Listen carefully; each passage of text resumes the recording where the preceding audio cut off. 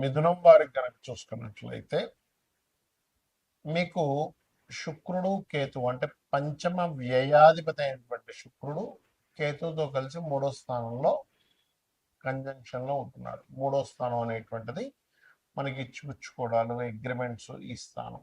అన్నదమ్ములు, అక్క చెల్లెళ్ళు, మన యొక్క ధైర్య సాహసాలు, దారిద్రము ఇవన్నీ చెప్తూ ఉంటారు.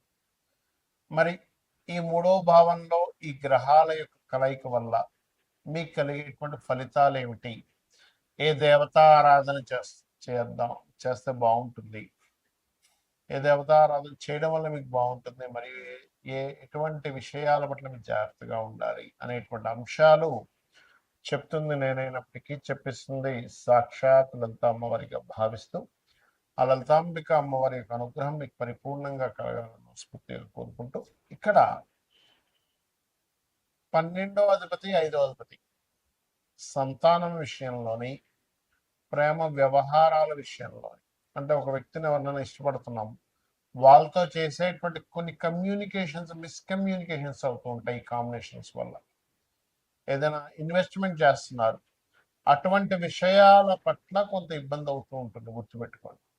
ఇది చాలా చాలా చాలా జాగ్రత్తగా తీసుకోవాల్సిన అంశము, గుర్తుపెట్టుకోండి.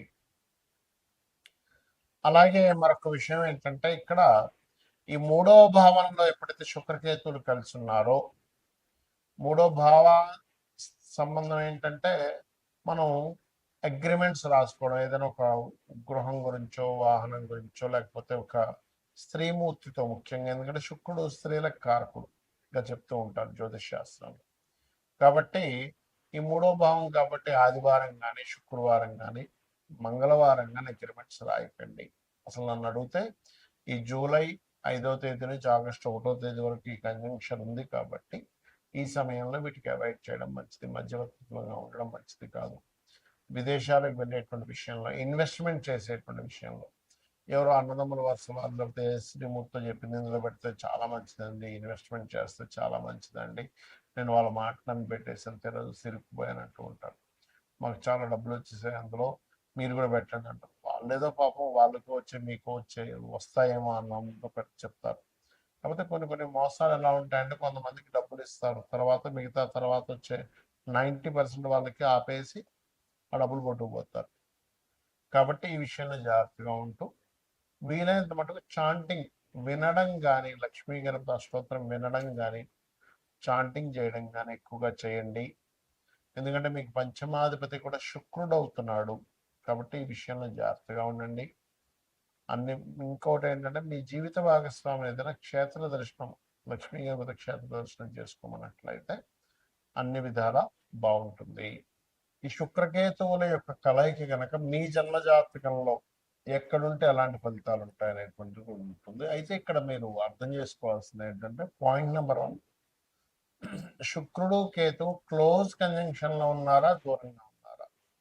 అంటే ప్రతి రాశికి 1 నుంచి 30 డిగ్రీలు ఉంటాయి. ఇది ఎక్కడో 30 డిగ్రీల్లో, ఇది ఎక్కడో 1 డిగ్రీలో ఉంటే దాన్ని కంజంక్షన్ అన్నారు. పెట్టుకోండి, దాన్ని మీరు కంజంక్షన్ గా తీసుకోండి. కనీసం 10 డిగ్రీల లోపలైనా ఉండాలి, లేకపోతే ఒకే ఏక నక్షత్రంలో ఉండాలి. అంటే అలాగా మీకు అశ్విని నక్షత్రం ఉంది ఉదాహరణకి, 13.20 డిగ్రీలు అశ్విని నక్షత్రం, ఒకే నక్షత్రంలో ఉన్నా కొంత ఎఫెక్ట్ ఉంటుంది. కానీ మీకు డిఫరెంట్ నక్షత్రాల్లో ఉన్నప్పుడు దాని ప్రభావం తగ్గుతుంది, ఇది గుర్తుపెట్టుకోండి. రైట్.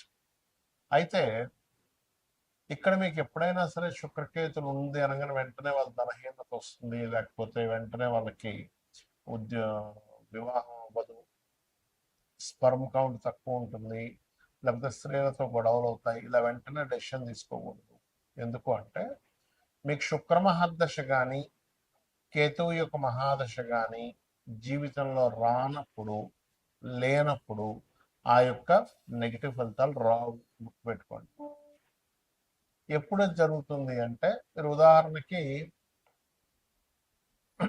అశ్విని భరణి దాటేశారు అంటే కృత్తిక నుంచి స్టార్ట్ అవుతాయి నక్షత్రాలు. మళ్ళీ ఆ నక్షత్రాల్లో పుట్టిన, లేకపోతే మకా పుబ్బ కాకుండా, లేకపోతే మూల పూర్వాషాఢ కాకుండా పుడితే అప్పుడు మీకు అది ఆ దశలు రావాల్సింది. ఎప్పుడో 90 ఏళ్ళకి వస్తుంది.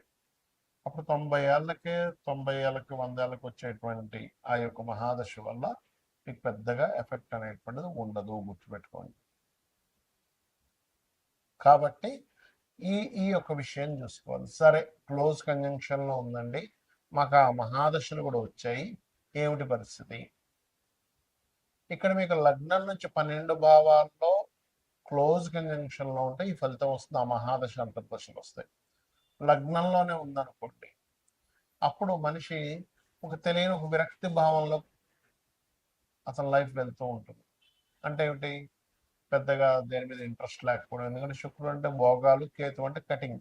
భోగాల మీద పెద్దగా ఆసక్తి లేనటువంటి జీవితాన్ని గడుపుతూ ఉంటాడు. కాకపోతే అతను అదే జీవుడు కనుక లక్ష్మీ గణపతి ఆరాధన, అమ్మవారి యొక్క ఆరాధన కనుక చేస్తూ ఉంటే ఖచ్చితంగా బాగుంటుంది. అవన్నీ కూడా తొలగిపోతాయి.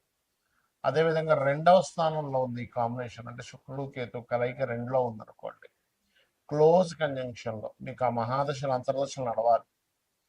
అయితే ఇక్కడ మహాదశ ఎప్పుడో ఉన్నా, లేకపోతే మహాదశలు అంతర్దశలు అయిపోయినా కూడా దీని ఫలితం పెద్దగా రాదు. ఉన్నప్పుడు మీకు ధనస్థానంలో ఉంది కాబట్టి ధన విషయంలో ఆ యొక్క పర్టికులర్ ఇయర్స్లో, ఆ యొక్క సమయాల్లో ధనం ఎవరికైనా ఇచ్చేటప్పుడు కానీ తీసుకునేటప్పుడు కానీ చాలా జాగ్రత్తగా ఉండాలి. కుటుంబ సభ్యులలో స్త్రీలతో కొద్దిగా జాగ్రత్తగా వహించాలంటే వాళ్ళతో మాట్లాడేటప్పుడు కానీ ఏదైనా సరే కాస్త ఈ యొక్క విషయాల పట్ల జాగ్రత్త వహించాలి. ఇక 3వ భావంలో ఉందనుకోండి శుక్రకేతువులు, క్లోజ్ కంజంక్షన్ మహాదశ అంతర్దశలు వచ్చేటప్పుడు మీరు సిబ్లింగ్స్తో లేకపోతే మధ్యవర్తిత్వంగా ధనం ఇచ్చే విషయంలో ఒక్కోసారి మనం మీడియేటింగ్ చేస్తూ ఉంటారు. అటువంటి విషయాల పట్ల ఇబ్బంది వస్తుంది, గుర్తుపెట్టుకోండి. అలాగే 4వ భావంలో ఆ సమయంలో మీరు వాహనం కానీ గృహం కానీ కొనుక్కోకూడదు, మీ పేరు మీద కొనకూడదు. సర్వసాధారణంగా కేతువు 4లో ఉండి శుక్రుడితో ఉంటే వీళ్ళ పేరు మీద అసలు సైకిల్ కూడా ఉండకూడదని చెప్తాను నేనైతే. ఎందుకంటే వాహనము గృహము వచ్చినప్పటి నుంచి వీళ్ళ కష్టాలు ప్రారంభం అవుతాయి, మళ్ళీ అవి అమ్మేసేదాకా కష్టాలు పోవు.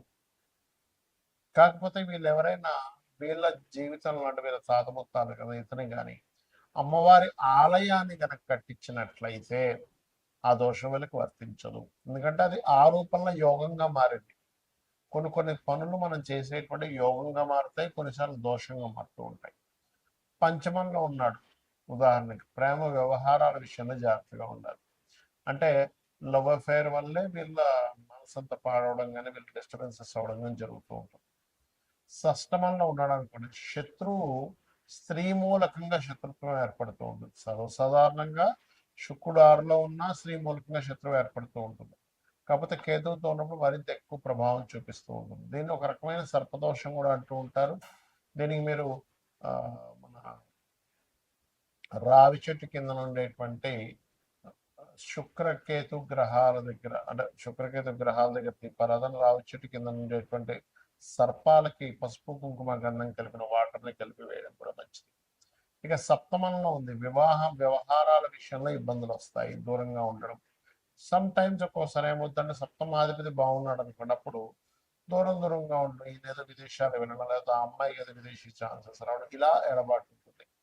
అష్టమంలో అనుకున్నట్లయితే శుక్రకేతువులు తాతగారి ఆస్తి విషయంలో ఇబ్బందులు ఉంటాయి, తాతగారి ఆస్తులు తీసుకోకూడదు. భాగ్యంలో ఉంటే తండ్రి గారు మంచి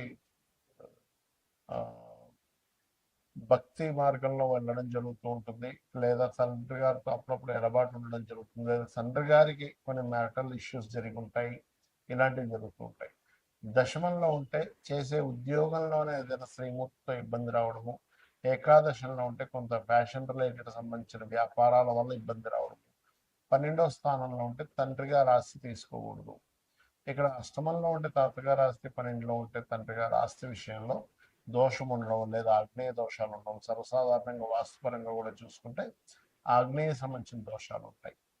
అయితే ఇది ఎవరికైనా కూడా ఈ కలయిక ఉన్నప్పుడు శుక్రకేతు గ్రహాల దగ్గర దీపారాధన చేయడము, లక్ష్మీ గణపతి ఆరాధన చేయడము చేసినట్లయితే ఖచ్చితంగా ఆ యొక్క దోషం అనేటువంటిది పరిపూర్ణంగా తగ్గుతుంది.